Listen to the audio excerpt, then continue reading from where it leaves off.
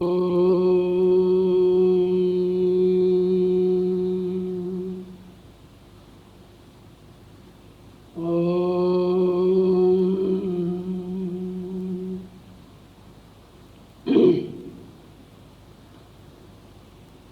यो हो वै श्रीरामचंद्र स भगवान द्वैत परमानंदात्मा यत्परब्रह्मो भर्गो स्वः तस्मै वै नमो नमः। ओम यस्मिन् सर्वं यतो सर्वं यः सर्वं सर्वतश्च यश्च सर्वमयो नित्यं तस्मै सर्वात्मने नमः। तस्मै सर्वात्मने नमः। ओम मेरी प्रियात्माओं, पहले मैंने आप लोगों को ये बात समझाई है कि शाश्वत सनातन धर्म, जिसे वर्तमान में हिंदू धर्म के नाम से जाना जाता है, उसका मूल आधार त्रिविध विज्ञान है, विश्वास नहीं। क्योंकि मेरे विचार से धर्म जाना जाता है, माना नहीं जाता। धर्म जिया जाता है, गाया नहीं जाता। धर्म कोई ऐसी स्वीकृति की वस्तु नहीं है जिसको केवल मात्र स्वीकार कर लेने से मनुष्य अपना उत्थान कर सके, जब तक कि तदनुसार जीवन जीने की प्रक्रिया को न अपनावे। इसलिए यह त्रिविध विज्ञान पर प्रतिष्ठित जो शाश्वत सनातन धर्म है, वह मानव के लिए वरदान है। वर्तमान में दुनिया के जितने प्रबुद्ध लोग हैं, वे सभी लोग इस समय इस धर्म की प्रतिष्ठा और इस धर्म का आदर करते हैं। सभी लोगों के दिल दिमाग में ये बात बैठ गई है कि ये हिंदू धर्म जो है या सनातन धर्म जो है, यही मानव के कल्याण में हेतु हो सकेगा। क्योंकि इसी में वो तत्व निहित हैं जिन तत्वों के प्रकाश में समाज में सुव्यवस्था और सुविकास की विधा अपनाई जा सकती हो। पहले मैंने इस धर्म के अंगभूत भौतिक विज्ञान की बातें आप लोगों को समझाई है, और संकेत में अध्यात्म विज्ञान के विषय में भी कुछ बातें बताई है। क्योंकि मैं ऐसा समझता हूँ कि भौतिक विज्ञान के प्रकाश में ही आप साधन सामग्री को भली प्रकार से जान सकते हैं। जो आपके पास साधन सामग्री मिली है, यह मानव शरीर, इसके यथार्थ स्वरूप को जानने के लिए भौतिक विज्ञान के सिवा और आपके पास कौन सा साधन है? क्या आप ये नहीं जानते कि वेद का ये निर्देश है, यथा पिंडे तथा ब्रह्मांडे। जो कुछ भी इस ब्रह्मांड में है वही इस पिंड में भी है। तो ब्रह्मांड की यथार्थता को जानने के लिए भी आपको पिंड की यथार्थता को जानना पड़ेगा, और पिंड की यथार्थता को जाने बिना आप कभी इसका सही समुचित सदुपयोग नहीं कर सकते। इसलिए भौतिक विज्ञान इस धर्म का एक अंग है। हम भौतिक विज्ञान को नकारते नहीं, उसके विषय में ये नहीं कहते कि ये अनावश्यक है, अधूरा है या अनुपयोगी है। ऐसा भी हम नहीं मानते, क्योंकि आपकी जीविका का साधन भौतिक विज्ञान उपलब्ध कराता है। आपके शरीर की सुरक्षा भौतिक विज्ञान द्वारा होती है। आपके शरीर की पुष्टि ये भौतिक विज्ञान द्वारा होती है। और भौतिक विज्ञान से परे अध्यात्म विज्ञान है। यदि अध्यात्म विज्ञान में आपकी आस्था नहीं है तो केवल भौतिक विज्ञान आपको शरीर आसक्त बनाकर संसार के गर्त में ढकेल देगा। वर्तमान में आज जो व्यष्टिवाद बढ़ रहा है, व्यक्तिवादी जीवन धारा बह रही है, जो कि पूंजीवाद की आधार भूमि बनी हुई है, इसमें मूल कारण क्या है? इसमें मूल कारण ये है कि भौतिक विज्ञान से तो लोग परिचित हैं, लेकिन उसको अध्यात्म की दिशा में परिवर्तित करने में अक्षम है। वे अध्यात्म विज्ञान से परिचित नहीं हैं। यही कारण है कि उनका जीवन आज भौतिक विज्ञान के प्रवाह में संसारोन्मुखी हो गया है। विषयों में आसक्त होकर के अनेक प्रकार के भोगों में इस प्रकार से वो व्यामोहित हो गए हैं कि सत्य की दिशा में अग्रसर होने की प्रवृत्ति ही नहीं बन रही है।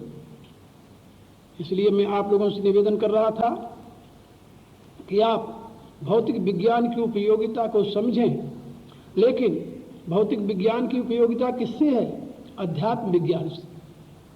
यदि अध्यात्म विज्ञान का बोध आपको नहीं होगा तो भौतिक विज्ञान आपको कभी शांति नहीं प्रदान कर सकता, सुख नहीं प्रदान कर सकता। भगवान का एक संदेश है गीता के दूसरे अध्याय में, नास्ति बुद्धि अयुक्तस्य न च अयुक्तस्य भावना न च भावेतः शांति अशांतस्य कुतः सुखम। वो कहते हैं कि जो अयुक्त है, यानी आत्मा से युक्त नहीं है, आत्मविज्ञान से युक्त नहीं है, आत्मरत नहीं, आत्मतृप्त नहीं, आत्मनिष्ठ नहीं है, उसके पास विशुद्ध बुद्धि की उपलब्धि नहीं होती, और विशुद्ध बुद्धि के अभाव में विशुद्ध भावना का उदय भी नहीं होता। और जहाँ विशुद्ध बुद्धि नहीं है, विशुद्ध भावना नहीं है, भगवान कहते वहाँ शांति कैसे हो सकती है? और शांति के भाव में मनुष्य सुख का भाजन कैसे बन सकता है? याद रखिए, सुख जो है ये शांति का परिणाम है। शांति जो है ये सद्भावना का परिणाम है। सद्भावना जो है ये सद्बुद्धि का परिणाम है।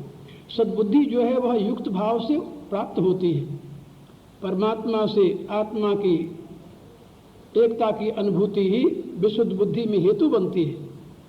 इसलिए अध्यात्म विज्ञान आपके लिए वह मार्ग प्रशस्त करता है जिस मार्ग पर चलकर आप अपने लिए और अपने मानव समाज के लिए उपयोगी सिद्ध हो सकते हैं।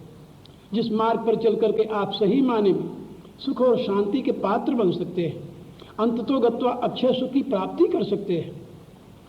अध्यात्म विज्ञान के विषय में मैंने पहले भी आप लोगों को बहुत कुछ बातें बताई है। जैसा कि मैंने आपको पहले बताया कि आपकी चेतना इस समय शरीर स्तर पर है, इंद्रिय स्तर पर है, मानसिक स्तर पर है, अहम स्तर पर है। इन सबको धीरे धीरे साधना के द्वारा अंतर्मुखी करके नीचे से उठाना पड़ेगा, एलिवेट करना पड़ेगा, और इन सबको ले जाकर के आपको अपने ब्रह्म चक्र में, बुद्धि तत्व में प्रतिष्ठित करना होगा। वहाँ प्रतिष्ठित करने के पश्चात ही पतंजलि के शब्दों में अध्यात्म प्रसाद ऋतंबरा तत् प्रज्ञा, वहाँ प्रतिष्ठित करने पर आत्म प्रसाद के द्वारा आपको ऋतंबरा प्रज्ञा की प्राप्ति होगी, और ऋतंबरा प्रज्ञा के प्रकाश में ही आप आत्मा के स्वरूप को समझ सकते हैं। उसी के प्रकाश में आपको संप्रज्ञा समाधि प्राप्त होगी। ये साधन आपको करने से मिलेगा, मानने से नहीं मिलेगा, केवल जान लेने मात्र से भी नहीं मिलेगा, इसके लिए करना होगा। भगवान ने गीता के 6ठे अध्याय के साधना प्रकरण में बताया है, आरुक्षो हो मुनेर योगम कर्म कारण मुच्यते योगारूढ़ तस्यैव समः कारण मुच्यते। जो पहले ऊर्ध्वगामी होने का अभिलाषी हो, आरुक्षो हो, जो ऊर्ध्वगामी होने का अभिलाषी हो, ऊपर चढ़ने का अभिलाषी हो, जो अपनी चेतना को ऊपर उठाना चाहता हो, उसके लिए कर्म कारण मुच्यते। भगवान कहते कर्म ही कारण कहा गया है, यानी साधना ही कारण है। यदि आप नियम का पालन नहीं करते, आसन विशेष की सिद्धि के द्वारा प्राणायाम का अभ्यास नहीं करते, यदि आप अपने इंद्रियों को विषयों से विमुख नहीं करते, प्रत्याहार नहीं करते, तो आप धारणा ध्यान समाधि कैसे कर सकते हैं? उसका लाभ कैसे प्राप्त हो सकता है? और बिना धारणा ध्यान समाधि के आप आत्मविज्ञान का बोध कैसे प्राप्त कर सकते हैं? एक बात याद रखिए, ये जो बातें मैं बता रहा हूं, कभी भारत के मानव समाज में विद्यार्थी जीवन से ही प्रतिष्ठित रहा है। विद्यार्थी जब गुरुकुल में पढ़ने के लिए जाया करता था, वहीं से गुरु के द्वारा उसकी शिक्षा मिलती थी, और इसी साधना के प्रभाव में वह विद्यार्थी स्वयं को सामर्थ्यवान और विवेकवान बनाता था। आप लोगों में से बहुत से रामायण का सीरियल देखे होंगे। उसमें रामायण दिखाने वाले ने ये बात दिखाई है कि भगवान राम वशिष्ठ के पास बैठ करके किस प्रकार से चक्रों का भेदन और किस प्रकार से वो अध्यात्म विद्या के सीख लेते हैं। ये केवल इंडिकेशन रहा है, संकेत मात्र रहा है।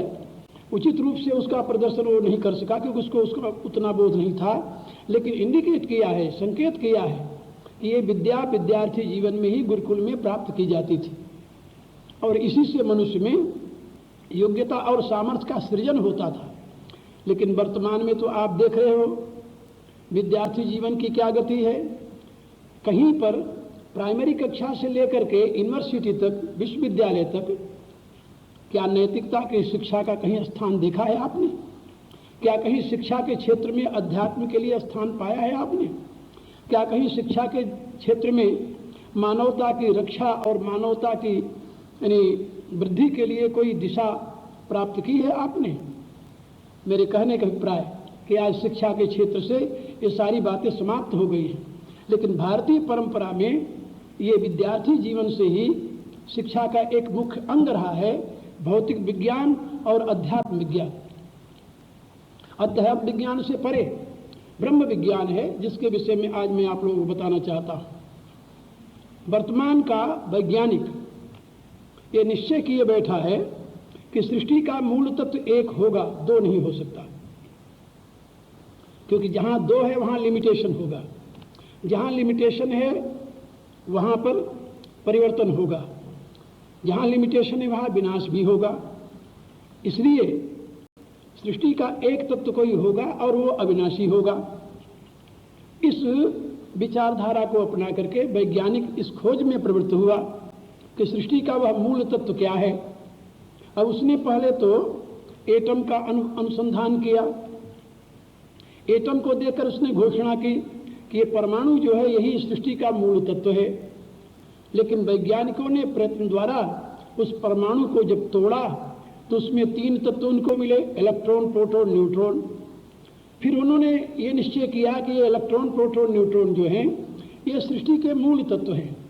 लेकिन उनके दिमाग में बात आई कि मूल तत्व तीन नहीं हो सकते, एक ही हो सकता है। फिर उन्होंने उससे भी आगे खोज प्रारंभ की। अब इलेक्ट्रॉन को तोड़ करके उन्होंने देखा कि वहां पर एक ऊर्जा है। ऊर्जा हमारी भाषा में ऊर्जा कहते हैं, अंग्रेजी में उसे एनर्जी कहते हैं। एनर्जी की खोज की उन्होंने और एनर्जी को पाया कि वह एनर्जी लिमिटलेस है, वेटलेस है, फॉर्मलेस है, कलरलेस है। यानी कहने का अभिप्राय वह एक है, अनंत है। अब उन्होंने निश्चय किया कि energy is the cause of this universe. इस सृष्टि का मूल कारण एनर्जी है। और उन्होंने ये भी अनुसंधान करके देखा कि energy is metal and energy simultaneously, यानी साथ साथ एनर्जी पदार्थ भी है और ऊर्जा भी है, ये दोनों एक ही साथ है, इसलिए एनर्जी ही कारण है। लेकिन अभी वो इस सीमा से कुछ वैज्ञानिकों ने आगे प्रवेश किया है। वो अनुसंधान करने लगे हैं कि ये जो इलेक्ट्रॉन, प्रोटॉन, न्यूट्रॉन का मूल हेतु एनर्जी है, ये स्वयं में सचेतन है या अचेतन। क्योंकि थ्योरी ऑफ कोजेशन के अनुसार जो अचेतन तत्व है उससे सचेतन तत्व की उत्पत्ति नहीं हो सकती। जो जड़ है उससे चेतन की अभिव्यक्ति नहीं हो सकती। जो इनसेंसेंट है that can't be cause of sentient being, in other word. तो यदि ये एनर्जी इनसेंशिएंट है, then how it can be cause of sentient being. यह जीवन का मूल स्रोत कैसे हो सकती है। इसलिए अब वो इस तलाश में है कि इस एनर्जी से परे कोई ऐसा चैतन्य तत्व है कि नहीं है। सांख्य शास्त्र इसके लिए आपको एक मार्गदर्शन देता है। वो कहता है कि इस एनर्जी से परे एक परम तत्व है। वेदांत भी आपको यही संदेश देता है कि इस एनर्जी से परे एक परम तत्व है, वह परम चैतन्य घन, वह एनर्जी से परे है। क्योंकि एनर्जी में जो आपको ये तीन पदार्थ दिखाई दे रहे हैं उसकी अभिव्यक्ति में इसको हम ये कह सकते हैं कि ये त्रिगुण है। हम ये कह सकते हैं कि सतोगुण, रजोगुण, तमोगुण है। एक में प्रकाश है, दूसरे में क्रिया है, तीसरे में स्थिति है। आप सब जानते हैं कि प्रकाश, क्रिया और स्थिति का ही नाम प्रकृति है। सतोगुण का प्र, रजोगुण का क्रि और तमोगुण की स्थिति, इन तीनों को संक्षेप में कह दिया प्रकृति। प्रकृति कोई ऐसा अलग तत्व नहीं है। प्रकाश, क्रिया, स्थितिशीलम जो गुणात्मक तत्व है उसी को प्रकृति कहते हैं। इसीलिए बताया गुणा प्रकृति संभवा। अब वही ऊर्जा का स्थान है। तो प्रकृति स्वयं में इनसेंशिएंट है, जड़ है, वह भला चेतन को कैसे उत्पन्न कर सकती है। तो गीता इस विषय में कहती है प्रकृति पुरुषश्चैव विद्यनाधि उभौ अपि। कहा कि देखिए प्रकृति और पुरुष इन दोनों को तुम अनादि जानो। अनादि माने इनका न कभी प्रारंभ हुआ है, इनका न कभी अंत होगा। ये दोनों अक्षय हैं, अव्यक्त हैं, अनादि हैं। हाँ, गीता में पुरुष को अव्यक्त से भी परे परम अव्यक्त कहा गया है, क्योंकि अव्यक्त तो प्रकृति है, जिसको हम देख नहीं पाते, जान नहीं पाते, समझ नहीं पाते। उससे परे जो परम अव्यक्त है उसको पुरुष कहा गया है। वह परम चैतन्य घन है। लेकिन वो परम चैतन्य घन अनुभूति का विषय है, दृष्टि का विषय नहीं है। उस परम चैतन्य घन को आप देख नहीं सकते, अनुभव कर सकते हैं, जान सकते हैं, क्योंकि वह आपके नेत्र का विषय नहीं। यहाँ तक कि उपनिषद कहती है वह आपके बुद्धि का भी विषय नहीं है, आपके मन का भी विषय नहीं है। ये मनसा न मनुते एनाहुर मनोमतम तदेव ब्रह्मत्वम विद्धि नेदम इदम उपास्ते। जिसके द्वारा मन मनन करने की क्षमता प्राप्त करता है, जो मन के द्वारा मन नहीं किया जा सकता, वह परम तत्व है। जिसको तुम इदम कह करके उपासना करते, वो ब्रह्म नहीं है। इसलिए मैं आप लोगों से निवेदन कर रहा था कि आपके इस बुद्धि से परे, यानी इस प्रकृति से परे, प्रकृति के कार्यों से परे जो परम चैतन्य घन है, उसी को वैदिक भाषा में, औपनिषदिक भाषा में, गीता की भाषा में, रामायण की भाषा में ब्रह्म कहा गया है। लेकिन ब्रह्म केवल उसी के लिए नहीं उपयोग हुआ है। एक बात और मैं आपको बताऊं, उसे केवल ब्रह्म नहीं कहा गया, उसे पर ब्रह्म कहा गया है, उसे अक्षर ब्रह्म कहा गया है। अक्षरम ब्रह्म परमम स्वभावोध्यात्म उच्यते।